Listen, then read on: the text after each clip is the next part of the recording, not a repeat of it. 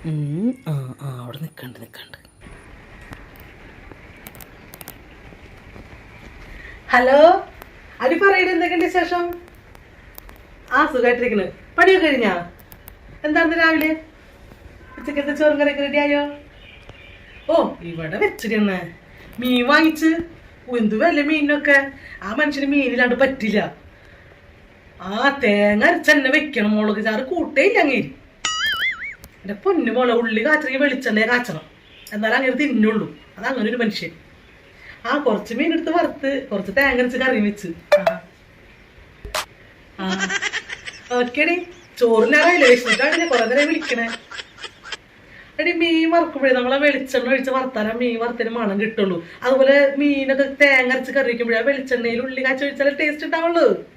അങ്ങേർക്ക് അത് നിർബന്ധം. അപ്പൊ കേട്ടാ, ശരിയെന്നാ. ഓക്കേടി.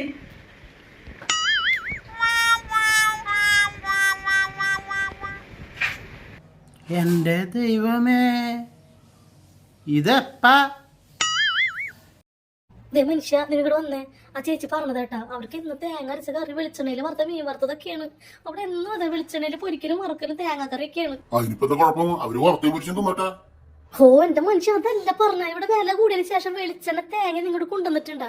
ഒരു മുറി തേങ്ങ, ഒരു 100 ഗ്രാം വെളിച്ചെണ്ണ. ആ പെണ്ണുള്ള യൂട്യൂബറാണ്, അവർക്ക് അതിനുള്ള വരുമാനമുണ്ട്. നീ അത് കണ്ട് തുള്ളാൻ നിൽക്കണ്ട. നീ ആർത്തിയർപ്പായേ?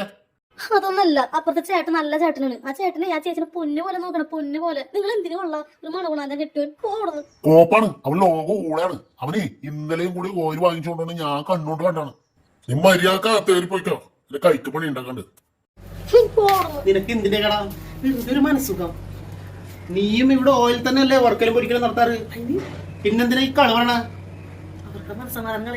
വെറുതെ അല്ല നിന്റെ ഈ നുളക്കുഴി ദിവസം കഴിഞ്ഞാണ്ട് ഇതാ ഇങ്ങനെ പൊട്ടിപ്പൊളിഞ്ഞു വരുന്നത്.